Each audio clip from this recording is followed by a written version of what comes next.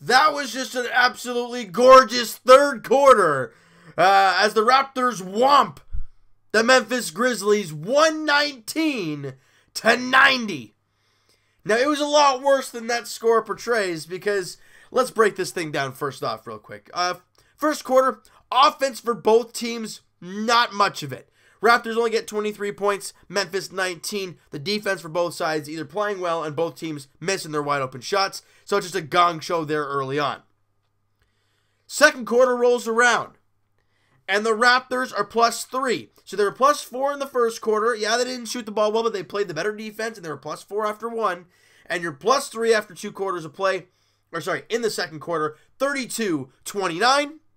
So Raptors up by 7 at the half. And the big thing I find for that second quarter being the way it was, CJ Miles. Now, he ended the game shooting 4 of 12. Don't look at that number.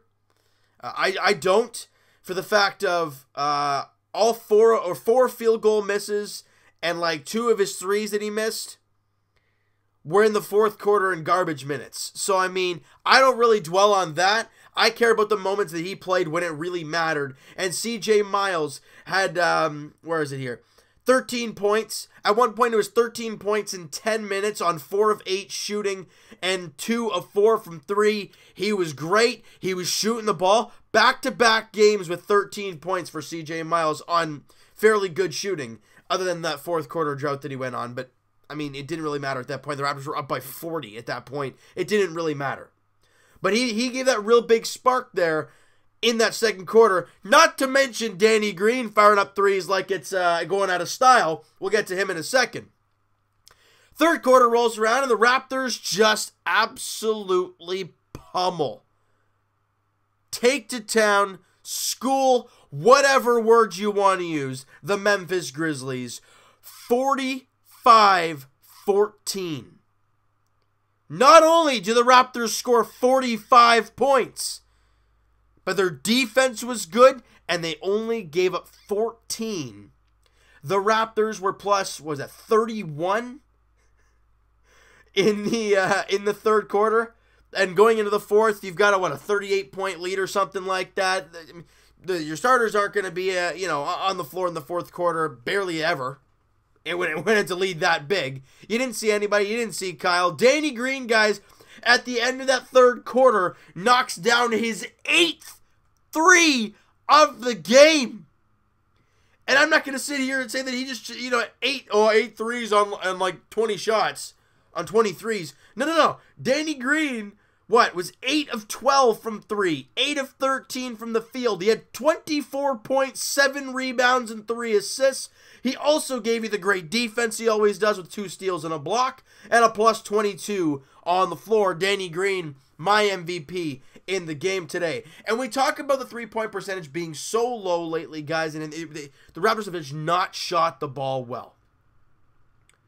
While shooting the three seems to be very contagious, because CJ Miles knocks down a few big threes in the second and third quarter. And then you get Danny Green, who fires up, tied for his career high in threes made in a game. He had 8. And what does that do? The rest of the Raptors start shooting the three well. The Raptors shoot 17 threes. 17 for 36. They shoot 47% from beyond the arc. But this is what we have seen with this Raptor team. They go from shooting so bad from behind the arc, knocking down 7 in the last game. Danny Green alone had 8 today. And then you shoot 17 today.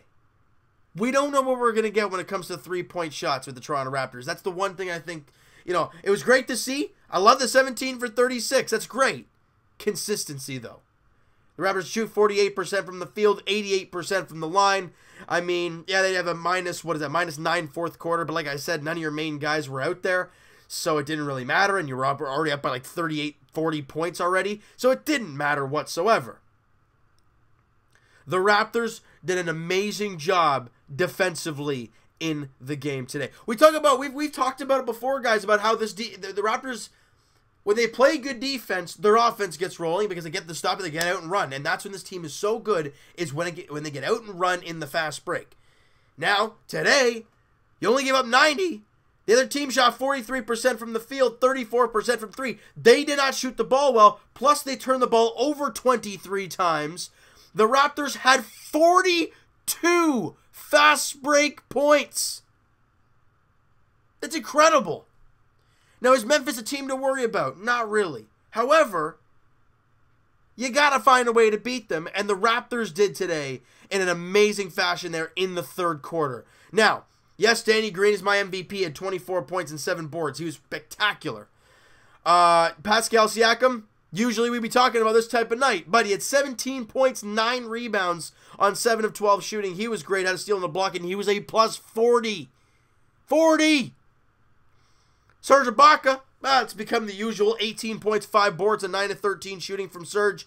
He was a plus 21 on the floor. Kyle Lowry, guys, 12 points, 3 boards, 7 assists on 3 of 8 shooting, 1 of 4 from 3, 5 of 5 from the free throw line, and he had 2 steals, a block, and he was a plus 38 while he was on the floor. Kyle had a better game, I guess. He didn't take as many shots, but he was 3 of 8, which isn't great, but, that rhymed.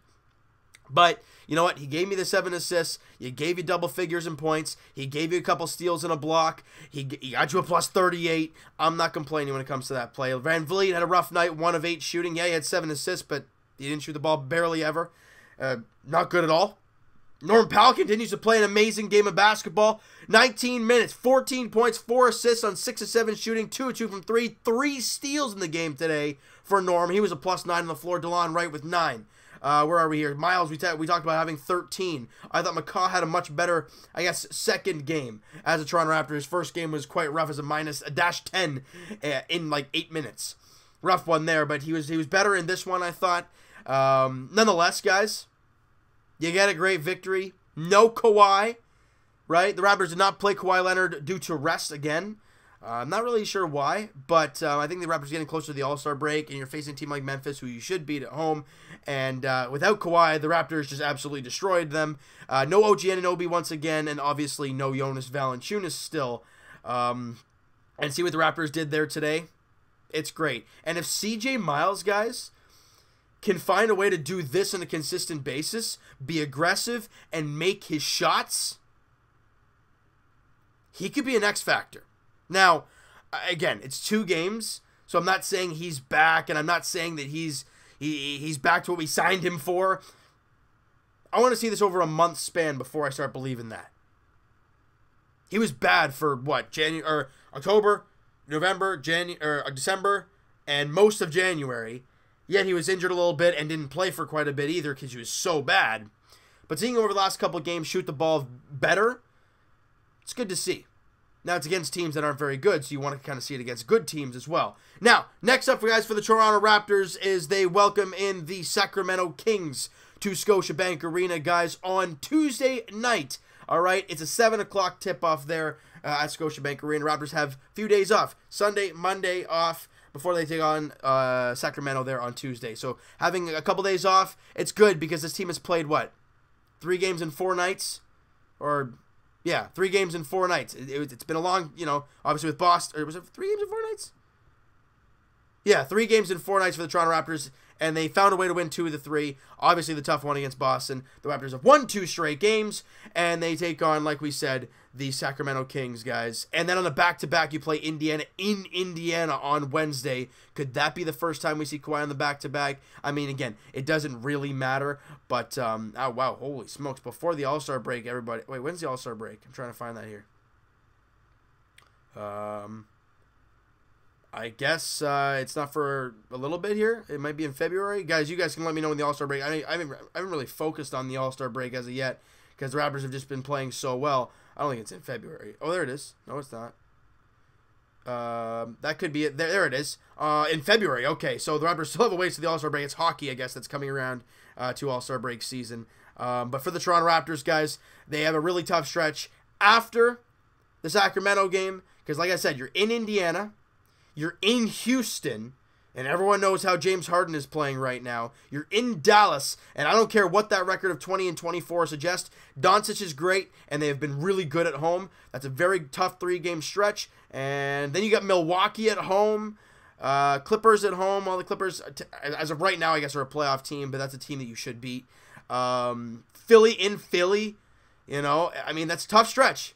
And that's about what? When's that Philly game? I'm trying to find that here for you guys.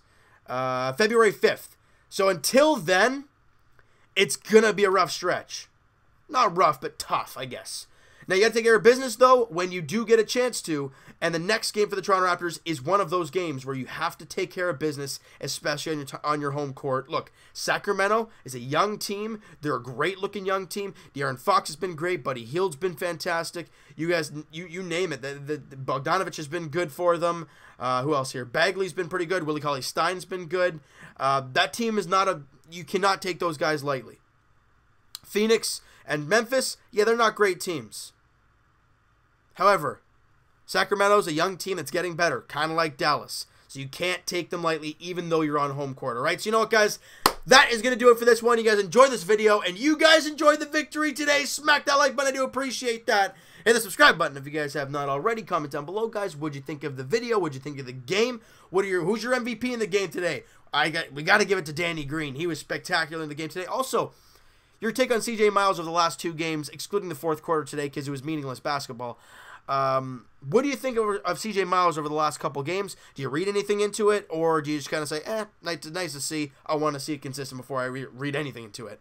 And I think that's the way I am towards it. But it's nice to see him playing a little bit better nonetheless. I want to hear what you guys have to say about everything about this game, the upcoming tough stretch that I just discussed, and also your expectations for the Sacramento Kings game on Tuesday, January 22nd at 7 p.m. All right? So Evan and I will talk to you guys podcast edition either Wednesday or Thursday this upcoming week. Links are in the description for the podcast channel, guys, and for the podcast itself on iTunes. Twitter is also down below, guys. Follow up, send me a DM, do all that great stuff.